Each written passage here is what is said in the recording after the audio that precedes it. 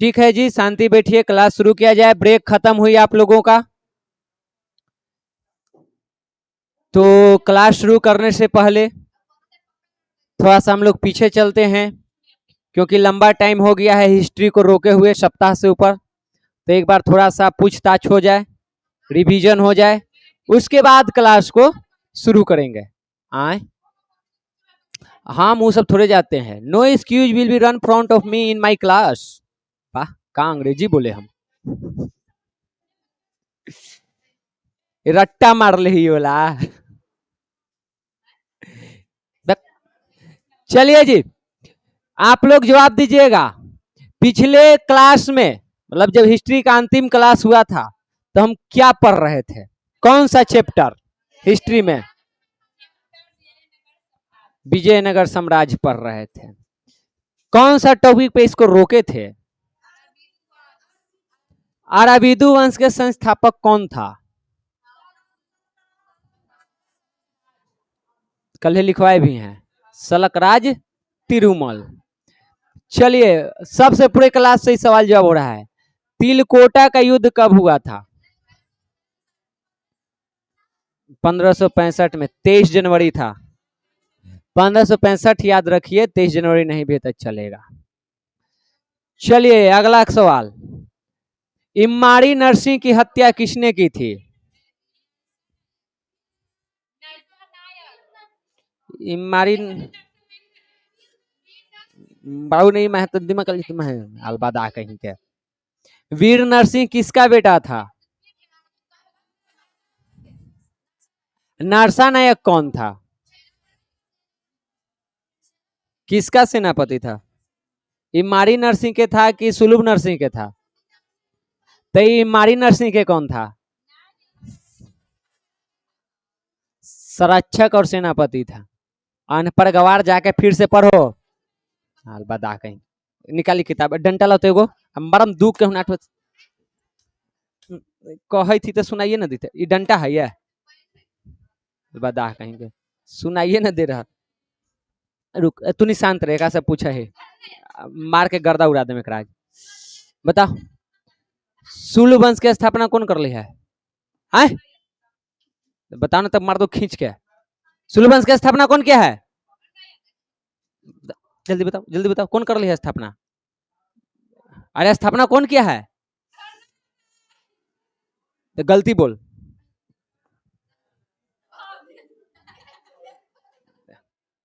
हाथ नीचे कर, नीचे कर, नीचे कर, नीचे कर। कहते याद न है। ए लड़की, कौन स्थापना कर ली सुलभ वंश के? देवराय प्रथम है सुलभ वंश के स्थापना कर ली हले। मर्दम आंखें फूट जतबा, आगल पागल कहीं के। सुलभ नरसिंह के बेटा के क्या नाम हले? आई मारी नरसिंह के सेनापति कौन हले? मारी नरसिंह के हत्या कौन कर ली हल? तो बताओ, सब सही जा रहा है, आप बताओ। इमारी नरसिंह के, इमारी, देखो आप कहानी समझो बढ़िया से। सुलभ नरसिंह ने नरसिंह वंश की स्थापना किया, और उसका एक सेनापति था नरसा नायक। सुलभ नरसिंह की मृत्यु हो गई, और कम उम्र में ही उसका बेटा इमारी नरसिंह राजा बना, और उसका सेनापति और संरक्षक के रूप में काम किया नरसा नायक। कई सारे जगहों को जीता उसके नाम पर। अब नरसा नायक एक बेटा था जिसका नाम था वीर नरसिंह।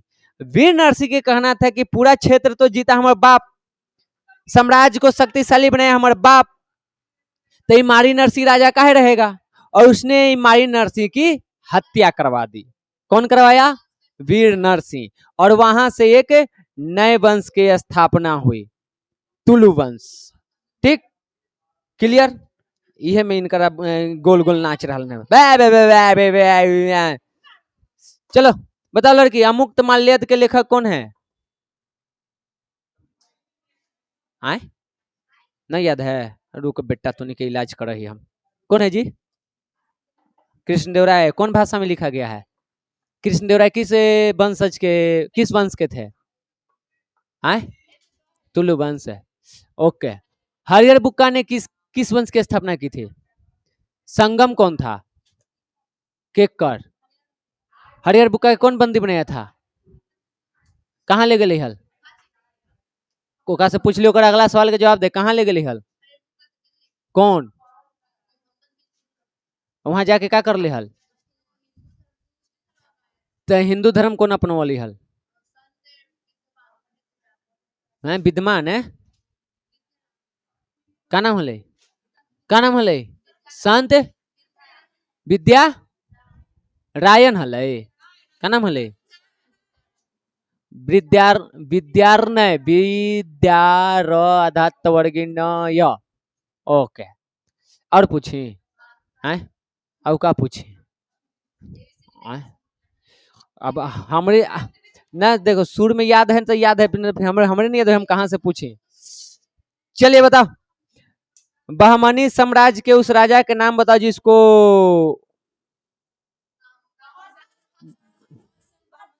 पहले ही समझ गए हैं, हसन गंगू के नाम से जानते हैं।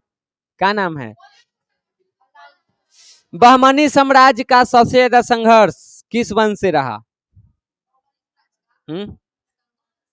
संगम वंश से, ठीक बात है। संगम वंश के 4 गो राजा के नाम बताओ। हरियर 1 हुआ, बुक्का 2 हुआ, ठीक।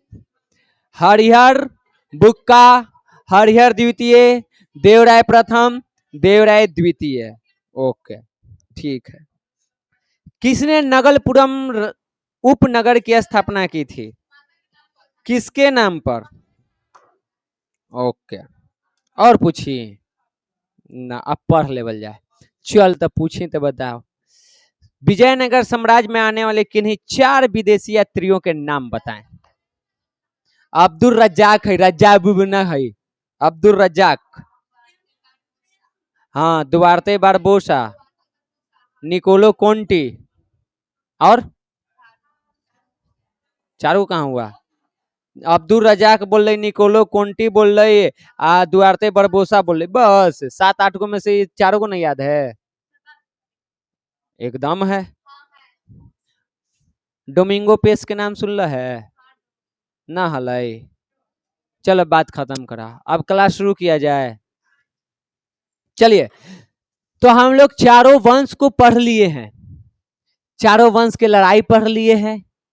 और सबसे बढ़िया लड़ाई देखे में आया हमने के मजा तुलु वंश के, ठीक। किसके किसके बीच के लड़ाई था? मारम एक झापर, किस देवराय तुलु वंश में? अच्युत राय और राम राय के बीच वाला लड़ाई जो पढ़ने में मजा आया, सबसे मजेदार वही था, ठीक है।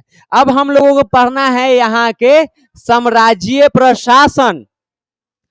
यहां से हम लोग पढ़ेंगे कि विजयनगर साम्राज्य के जो राजा थे वो शासन प्रशासन को कैसे चलाते थे। तो सबसे पहले देखो, केंद्र स्तर पर पहले की जो वहां की शासन व्यवस्था थी विजयनगर साम्राज्य की, वो कहीं ना कहीं आज के ही विजयनगर साम्राज्य के, हाथ निकाल निकाल जल्दी, रोज के रोज रख जल्दी, आज के ही शासन प्रशासन के जैसा ही था, खाली थोड़ा सा नाम इस सब में अंतर है। आज देखो हमारी सरकार कैसे है, ऊपर केंद्र सरकार है, ठीक, जहां पे राष्ट्रपति प्रधानमंत्री मुख्य होता है।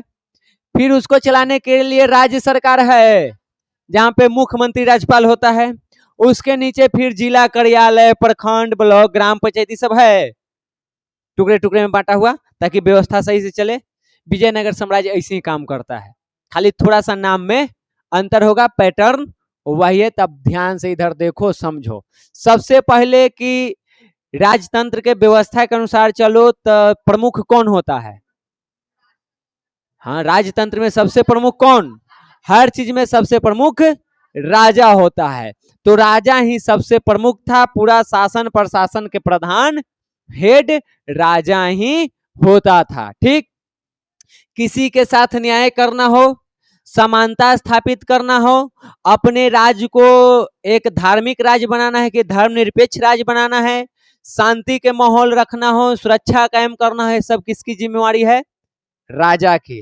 और राजा के नीचे और कई सारे पद हैं जो उनको इसमें मदद करेंगे। मुख्य रूप से ये सब किसकी जिम्मेवारी है? राजा की होती थी, ठीक। और राजा अपने आप को कहता था विरूपाक्ष के प्रतिनिधि है। विरूपाक्ष के कल हम बताए हैं तुम लोगों के, विट्ठल मतलब विष्णु जी, विरूपाक्ष मतलब शिव जी। तो राजा खुद को शिव जी से जोड़ के देखता था, यानी दैवीय शक्ति में विश्वास रखता था। वो कहता था कि हम शिव के प्रतिनिधि हैं, शिव खुद यहाँ नहीं आ सकते, इसलिए हम उनके जगह पे रह के तुम्हारे लिए काम कर रहे हैं, तुम्हारे जीवन के लिए बेहतर कर रहे हैं, ऐसा उनका कहना था।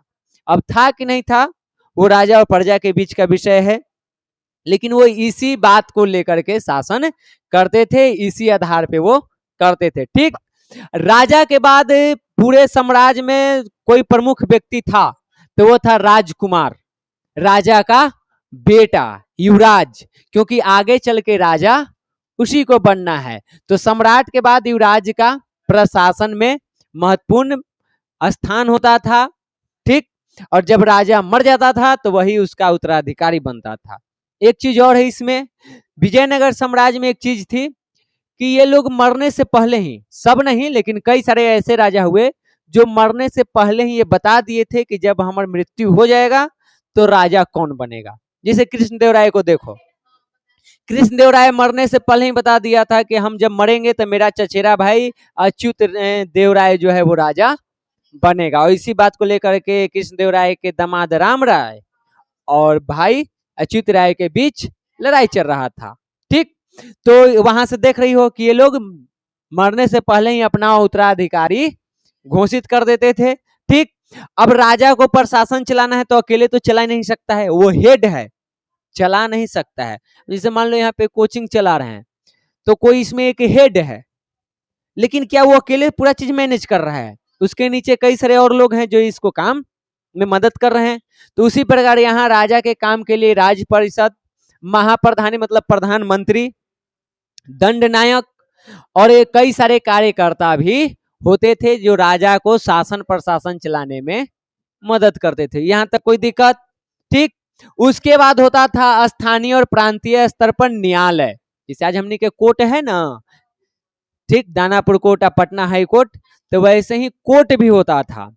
और जितना भी मामला है वो पहले कहाँ जाता था, मतलब कोई विशेष मामला नहीं है तो वो स्थानीय और प्रांतीय न्यायालय में उसका फैसला हो जाता था। और मामला विशेष हो तब कोर्ट में, कहा राजा के पास। यहाँ के बात कर रहे हैं, अभी के बात नहीं कर रहे हैं, विजयनगर साम्राज्य की बात कर रहे हैं, तो यहाँ के बता रहे हैं अभी वाला। विजयनगर साम्राज्य में सबसे ऊपर राजा है, हर फैसला वही करता है। लेकिन अब मान लो कि गांव में वो बकरी चोरी हो गई तो ओकरो फैसला वही करते रहेगा, राजा कौन सा फैसला करेगा? बड़े बड़े मामलों का। ठीक, छोटे मोटे मामले कहाँ सॉल्व होंगे, तो उसके लिए स्थानीय और प्रांतीय स्तर के न्यायालय थे। इसका अपना पुलिस भी होता था, अपना सेना भी। सेना के काम है बॉर्डर सुरक्षा विजयनगर साम्राज्य में, ठीक, और पुलिस के काम है आंतरिक सुरक्षा।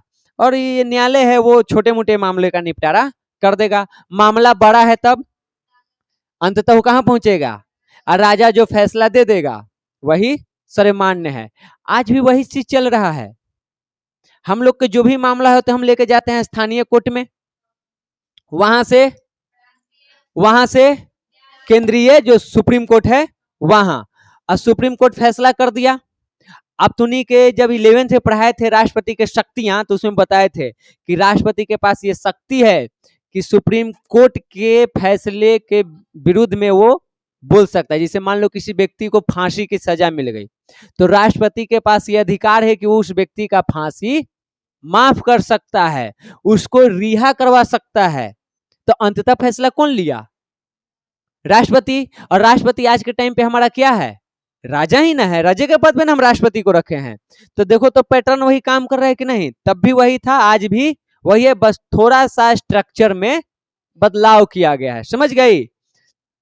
यहां तक में कोई दिक्कत? कोई दिक्कत मियां? आगे बढ़ी, बढ़ जाए।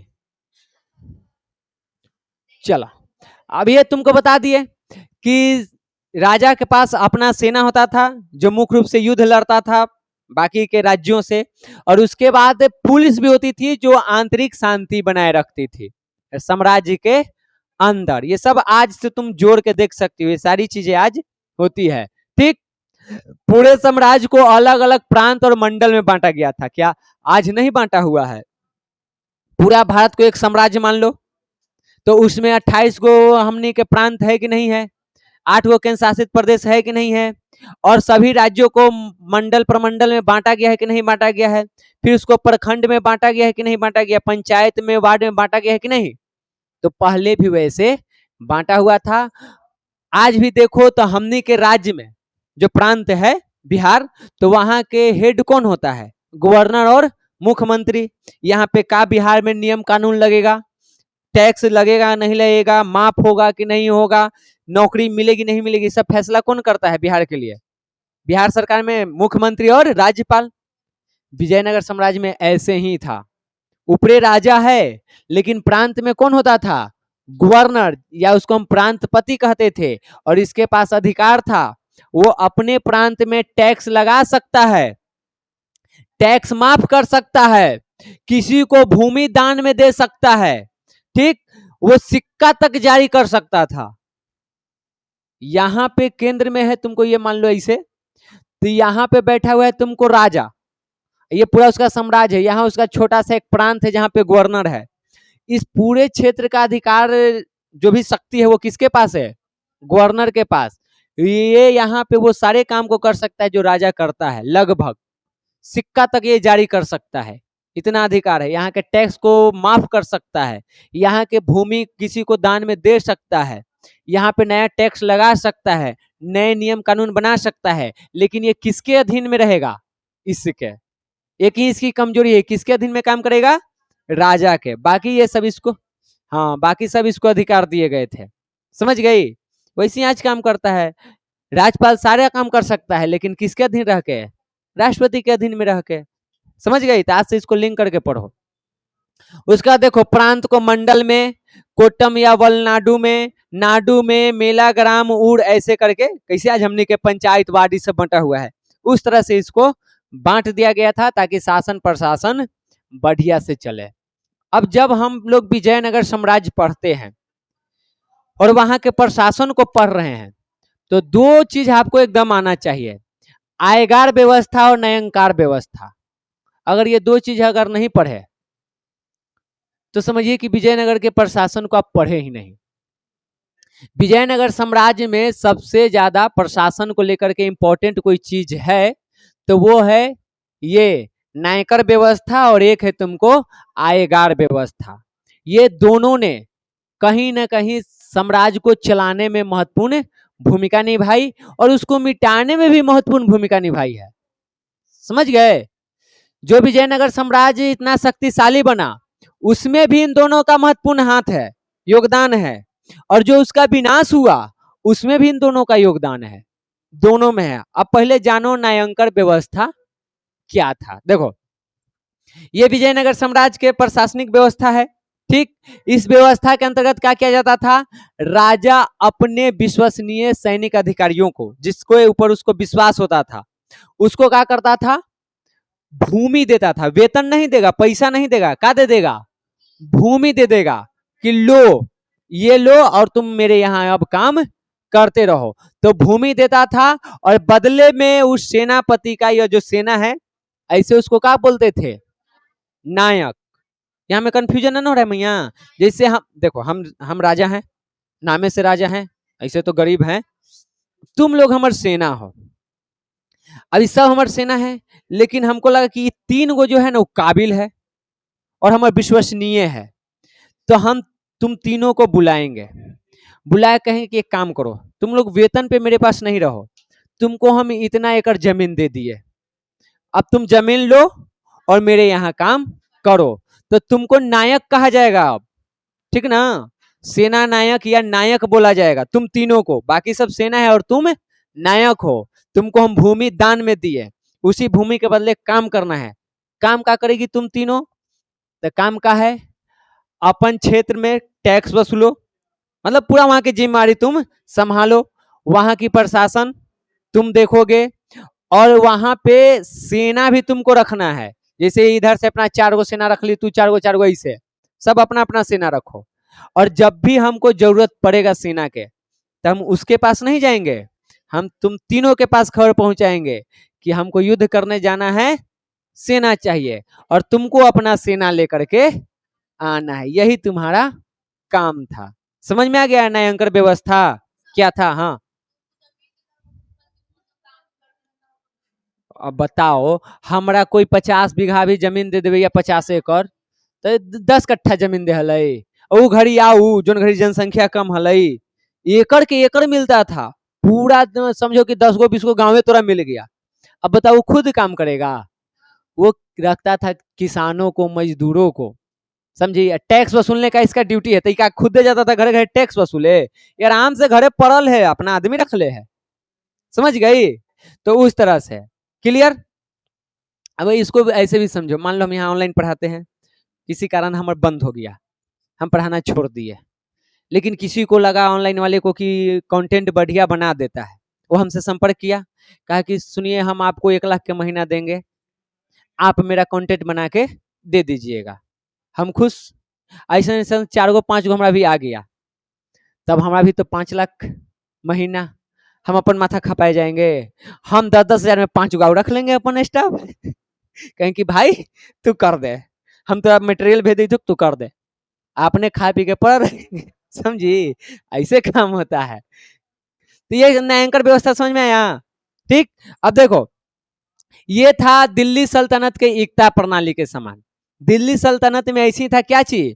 एकता प्रणाली। उसमें भी यही काम होता था, राजा अपने सेनापति को क्या देता था? भूमि, और बदले में सेनापति ये सारा काम उसको करके देता था। तो उसी को देख करके विजयनगर साम्राज्य ने भी अपने यहाँ क्या लागू किया? न्यायांकर व्यवस्था, एकता प्रणाली के जैसा ही, काम सेम, नाम खाली अलग अलग है। ठीक। इसमें जो भूमि दान में दिया जाता था उसको क्या कहते थे? अमरम। और जिसको ये भूमि मिलता था उसको कहते थे अमर नायक, यानी भूमि के मालिक। समझ गई? तो सवाल यहां से ही पूछ देगा कि न्यायांकर व्यवस्था में दिए गए भूमि अनुदान को क्या कहा जाता था? अमरम कहा जाता था। इसको अंडरलाइन तुम कर लो। कोई दिक्कत यहां तक है मैया? न्यायांकर व्यवस्था में किसी को मैया कोई दिक्कत है? कोई कहना ना, आगे बढ़ जाए। अब देखो, कई बार होता था ऐसा कि अमर नायक जो है, जिसको इतना भूमि से मिला है, अपना सेना रख ले है, वो थोड़ा शक्तिशाली हो गया। अब उसको लगा कि अगला राजा कमजोर है, तो क्या कर देगा? सेना उसके पास है, टैक्स है, ये है, हथियार है, ये है, उस राजा के विरोध में हो जाता था। कई तो उसके साथ में होते थे और कई विद्रोह भी कर देते थे राजा के। तो राजा को लगा कि है तो ठीक, लेकिन हल्का हम कमजोर पड़ते ही क्या करता है? विद्रोह कर देता है, हमारे खिलाफ हो जाता है। तो इसको पे कंट्रोल रखना होगा, और कंट्रोल रखने के लिए एक नया व्यवस्था लाया गया। क्या चीज? महामंडलेश्वर। इसका काम था उस पर नजर रखना। जहां विद्रोह का शंका लगा, थोड़ा सा भी शक हुआ कि ये प्लानिंग में है, उसको तुरंत दबाने का काम किया जाएगा। समझ गई? इसीलिए बोलते हैं कि न्यायांकर आयकर व्यवस्था विजयनगर साम्राज्य को शक्तिशाली बनाने और उसको कमजोर बनाने दोनों में महत्वपूर्ण भूमिका निभाया है। साथ दिया, शक्तिशाली बना, विद्रोह कर दिया, कमजोर बन गया। आइए आयकर व्यवस्था। तो न्यायकर व्यवस्था के बाद दूसरा कौन था? आयकर व्यवस्था। इसके तहत गांव के प्रशासन और विभिन्न कार्यों को संभालने के लिए 12 गो अधिकारी होता था, गांव में लागे। ठीक ना? गांव को देखने के लिए 12 गो अधिकारी होगा। उन्हीं अधिकारियों के समूह को क्या कहा जाता था? आयगार कहा जाता था। अब पूछ देगा आयगार व्यवस्था में कितने लोग होते थे, कितने अधिकारी होते थे? दोनों चीज समझ में आ रहा है मैया? न्यायांकर और आयकर व्यवस्था ने तो पूछिए, प्रशासन वाला, खेती सब वाला अर्थव्यवस्था था ना, तो थोड़ा सा दिमाग में ऊपर जाता है, इतिहास में लड़ाई सब तनी सुने में मजा आता है। समझ में आ रहा है दोनों का होता था? पूछी है, दोनों में अंतर बताओ। सामने है ना, पढ़ के बताओ। दोनों में बस अंतर इतने समझो। देख, ई विजयनगर साम्राज्य, मंडल प्रमंडल सब के भी साइड कर। अभी हमने के देखना कौन है? न्यायांकर और आयगार में अंतर समझो। ये साम्राज्य है। राजा ने क्या किया, कुछ विश्वसनीय सेना को बुलाया, उसको दे दिया, कहा कि भाई एक इलाका तुम संभालो, एक इलाका तुम संभालो, एक इलाका तुम संभालो, बचा हुआ तुम संभालो। ए बी सी डी ऐसे करके। ठीक, इसमें कई सारे गांव हैं, यहां भी कई सारे गांव हैं, यहां भी कई सारा गांव होगा, यहां पे भी गांव है, सब में गांव है ना, तो समझबे कैसे। सीबीएसई रहते तो समझ ही जाते हल। अब देखो, न्यायांकर मालिक होता था इन क्षेत्रों का। यहाँ पूरा जितना भूमि है वो राजा किसको दे दिया, सेना नायक को। ठीक, जिसको अमर नायक भी कहा जाता है। उसका काम है यहाँ से टैक्स ये सब वसूलना, जमा करना। ठीक, यहाँ कई सारे गांव है, तो इस पूरे का जो मालिक है उसको कहते हैं न्यायांकर। और जो ये गांव में 12 आदमी काम कर रहा है ना, एक गांव में 12 आदमी, उसको क्या कहते थे। दोनों में अंतर समझ में आया। और इन सब पे जो काबू किए हुए है वो है ऊपर राजा। समझ गई। प्रांत मंडल का भी साइड रखो, वो अलग स्ट्रक्चर, ये वाला स्ट्रक्चर समझ में आया, राजा वाला। तो राजा राजा रख दिया, इसी से बांट के क्या चाहिए, न्यायांकर। और फिर गांवों में देख रेख करने के लिए 12-12 व्यक्ति के समूह, जो इस गांव के मामले को समझेगा। ये गांव में ढेर माने घर है, ठीक ना। आप सब तो कहाँ घर में गांव हो ये पागल कहीं के। समझ गई। तो यहाँ के गांव है, आई गांव में घर में ढेर माने परिवार है, ऐसे तो नहीं समझ थोड़े। तो इनके बीच कई सारे मामले हो सकते हैं, तो मामले के देख रेख कौन कर रहा था, ये 12 गो समूह, जिसको हम क्या कहते हैं, आयगर। क्लियर हुआ आप बातें कैसे काम कर रहा है, कंफ्यूजन ना रखी है। अब आइए इधर, तो देखो, तब 12 अधिकारी की नियुक्ति की जाती थी, इसी को आयगर कहा जाता था। ये लोग गांव के दैनिक कार्य, राजस्व वसूली, व्यवस्था बनाए रखने के लिए जिम्मेदार होते थे, यही सब इनका काम होता था। उसके बाद यहाँ के समाज और अर्थव्यवस्था देखो, तो समाज उस टाइम के वर्ण पे आधारित था, वही ब्राह्मण, क्षत्रिय, वैश्य और शूद्र। समाज में ब्राह्मणों को प्रथम स्थान प्राप्त था, कहाँ, विजयनगर साम्राज्य में। पूरे भारत में वही चल रहा था, तो विजयनगर साम्राज्य में भी वही चलेगा, कोई दिक्कत है। उसके बाद देखिए, तो समाज में ब्राह्मणों की सर्वोच्च स्थिति प्राप्त थी। उसके बाद समाज में स्त्री पुरुष दोनों दासों की प्रथा थी, यानी स्त्री दास भी होते थे और पुरुष दास भी होते थे, ठीक ना। तो यहां से हमको समझ में आता है कि विजयनगर साम्राज्य में दास प्रथा भी प्रचलन में था। अब दास है तो खरीद बिक्री भी होता था, और महिला और पुरुष दोनों थे। तुम लोग में से कुछ बच्चे कल इस तरफ बैठेंगे और हम ऐसे पढ़ाएंगे इनने से, क्योंकि हम उधर में पढ़ाते हैं तो मेरा ध्यान इधर एक भी बार नहीं जाता है। हम इधर से पढ़ाएंगे तो हम देखेंगे तुम लोगों पे, लेकिन सामने वाले को लगेगा कि सर हम पे देख रहे हैं। ज्यादा बच्चों की संख्या इस तरफ होनी चाहिए, उस तरफ कम। इधर ज्यादा रहता है तो ध्यान मेरा इस तरफ रहता है, ठीक ना। इस पट्टी ऊपर 10 को लड़िया सकते हैं, कोई दिक्कत ना है। चलो अब इधर देखो, अब यहीं से हम इधर से पढ़ाते हैं। अब देखो, तो ये दास प्रथा था, दिक्कत नहीं, कोई दिक्कत ना ना। आगे देखिए, यहां पे बताया गया है कि विजयनगर साम्राज्य में दहेज प्रथा क्या था, गैर कानूनी था। तू लोग उधर बैठी है तो देखे लगे हमारा इधर रहे पड़ता है, इधर बैठी तो हम उधर रहते हैं, ठीक। तो देखो, विजयनगर साम्राज्य में दहेज प्रथा क्या है, हर जगह ये नहीं है, लेकिन एक जगह एक अभिलेख मिला है, जो 1424-25 का अभिलेख है, जिसमें ये बात बताया गया है कि दहेज प्रथा गैर कानूनी है। अब कहला तो हमनियों भी अभी दहेज प्रथा क्या है, तो लिखित रूप में तो गैर कानूनी है, लेकिन जमीनी तौर पे तो चल रहा है। तो लिखित रूप में गैर कानूनी था। हाँ हाँ, कौन हम लागू कैली, हम ना ले ही।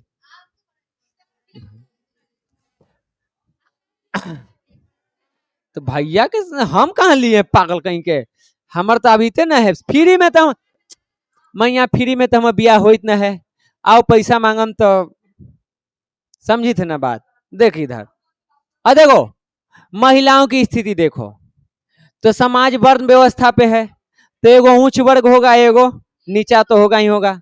उच्च वर्ग की महिलाएं क्या करती थी, नृत्य माने नाच सीखेंगी, भारतीय हिप हॉप वाला न, ठीक, भारतीय नाच, संगीत, साहित्य, इन सब की शिक्षा लेती थी। और जो निम्न वर्ग की महिलाएं थी वो छोटा मोटा काम करेगी, व्यवसाय में रहेगी, समझ गई।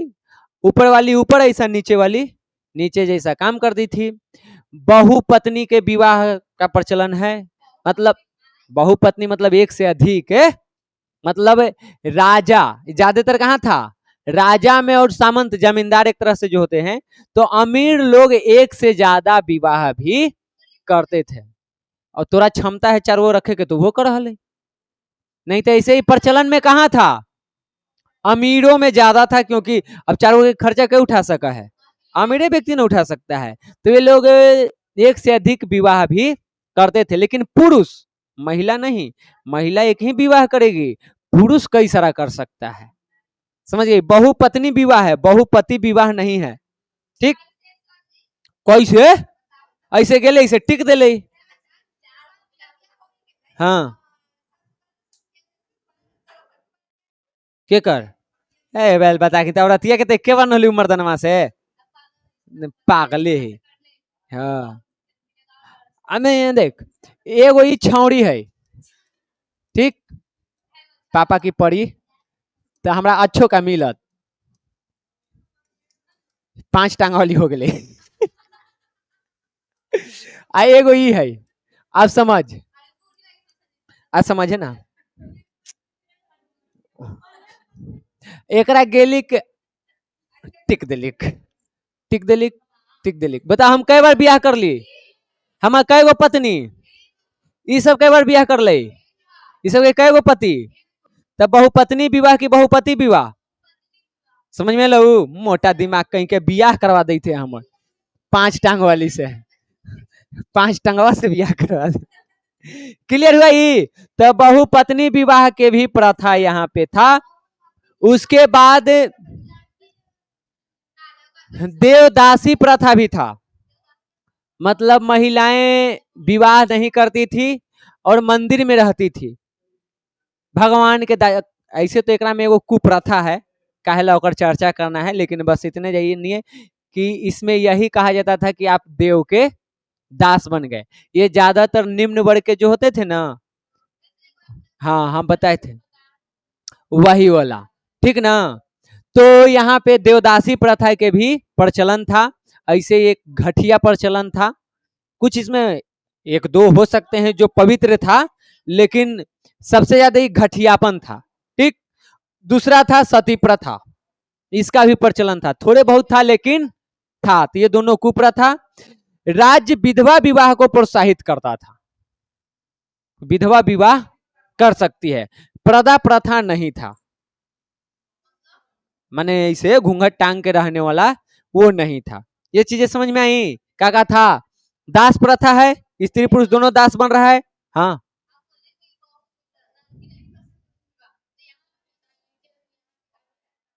पहले समझ यहाँ बढ़िया से, इस समझ में आया, दास प्रथा, दास दासी होता था, होती थी, ठीक। दहेज प्रथा नहीं था, एगो अभिलेख के अनुसार। ये दोनों बता दिए। उच्च वर्ग की महिलाएं हैं तो बढ़िया चीज, निम्न महिलाएं जो मतलब जो स्थिति है महिलाएं के समाज में, उसके परिवार का उसी के अनुसार काम करती थी। पुरुष एक से अधिक विवाह कर सकता था, महिलाएं एक से अधिक विवाह नहीं कर सकती थी। क्लियर।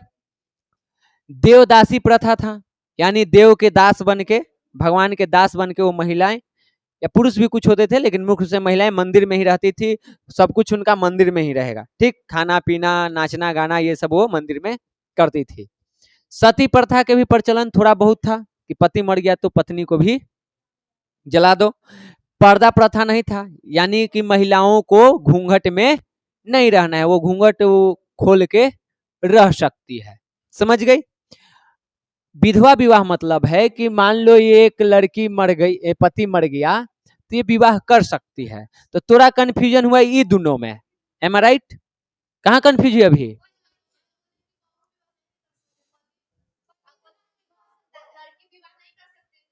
हाँ,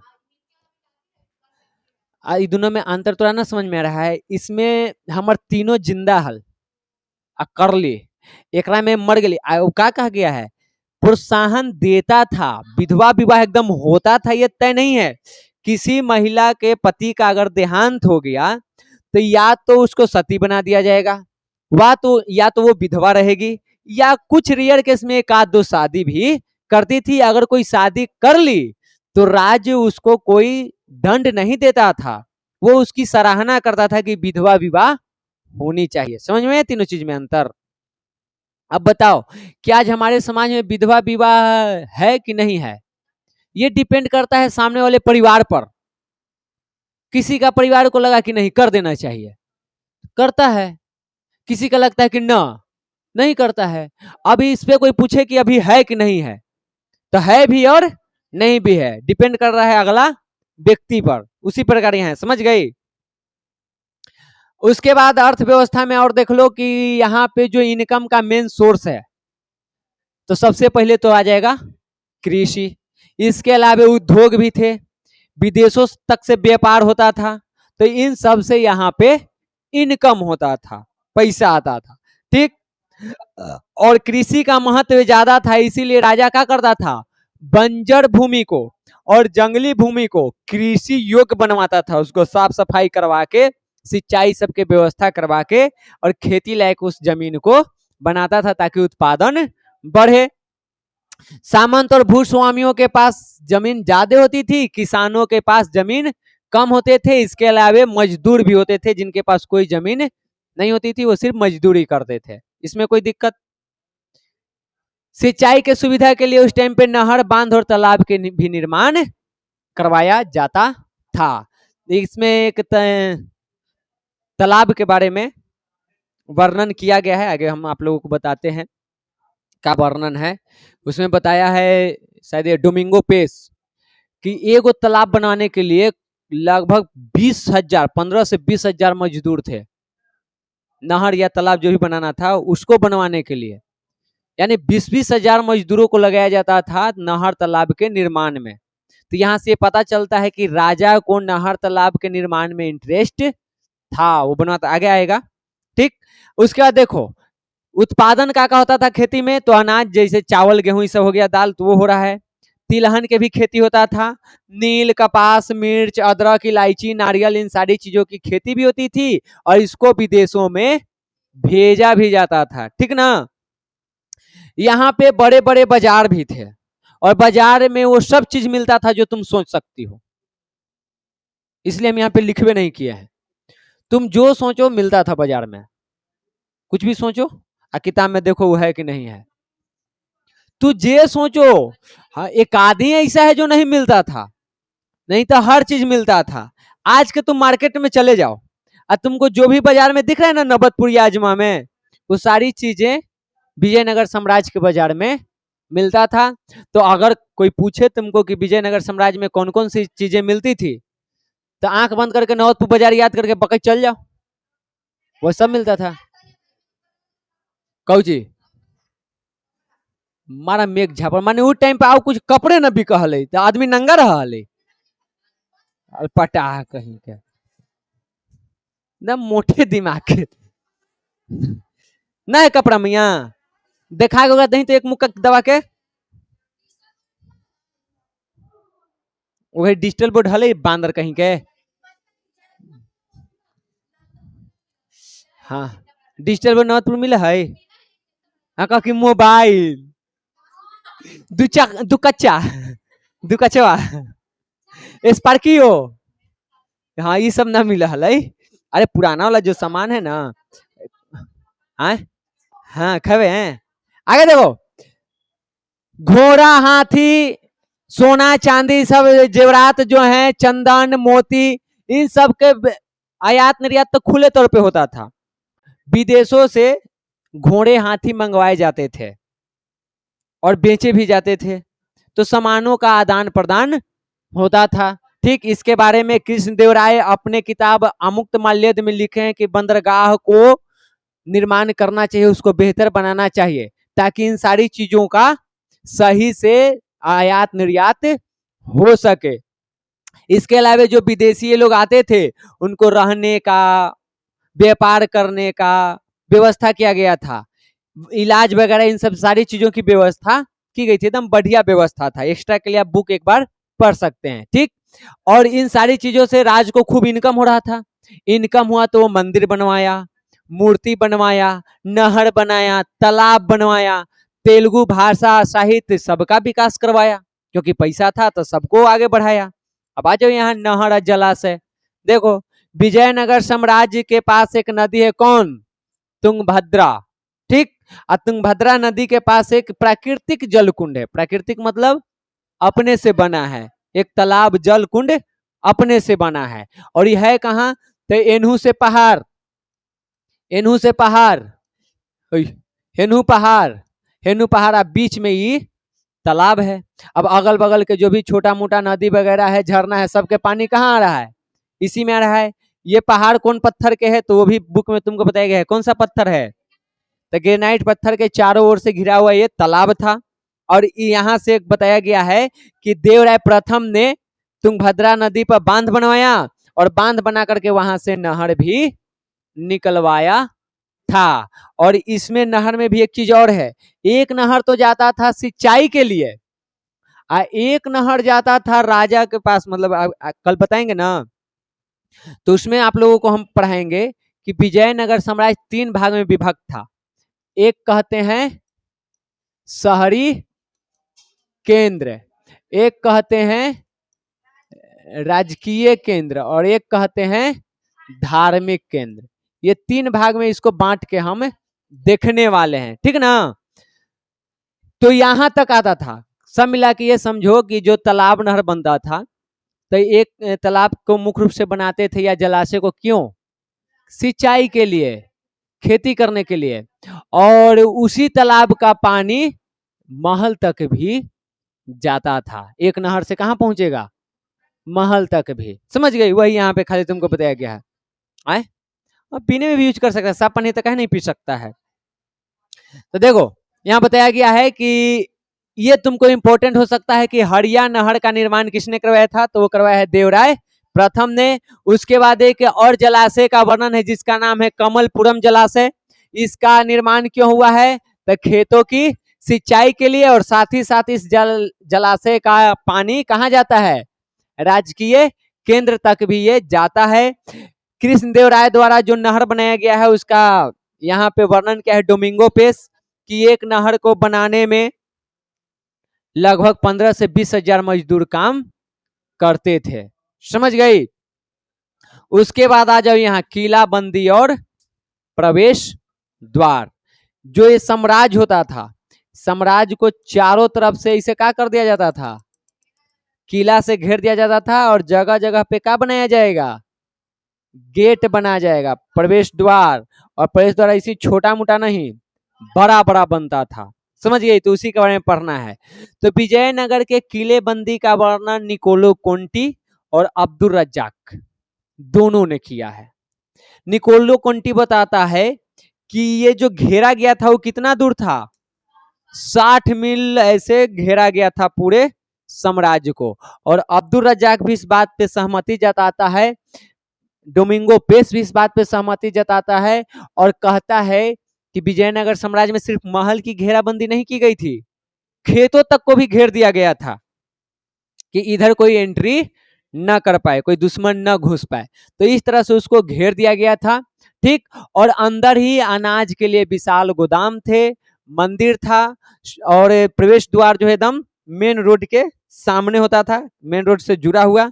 और आपको जैसे ही प्रवेश द्वार से अंदर जाइएगा तो आपको गेट पर एकदम बड़ा सा इसे गुबंद बनाया हुआ, गुबंद समझते ना है, ऐसे जो बना हुआ रहता है, तो गुबंद बनाया हुआ मिलेगा। और उसके बाद आगे मंदिर मिलेगा। मंदिर के गेट से होते हुए रास्ता गुजरता था, भगवान के दर्शन करते हुए अंदर की ओर प्रवेश करते जाइए। इतना बेहतरीन तरीके से बनाया जाता था किला बंदी करके। इसको समझ गई? इतना बात है, ठीक। अब है तुम लोगों को जो आगे पढ़ना, वो है विजयनगर साम्राज्य के 3 गो भाग में जो बांटा गया है। कौन कौन? शहरी केंद्र, राजकीय केंद्र और धार्मिक केंद्र। यही 3 टॉपिक है, क्लास तुम्हारा खत्म हो जाएगा। एक चीज और है उसमें, देखो उसका नाम निकोलो कोंटी ही शायद है ला, तो जो विजयनगर साम्राज्य के बारे में एक वर्णन किया है। नमो, खाली हमको देखने दो।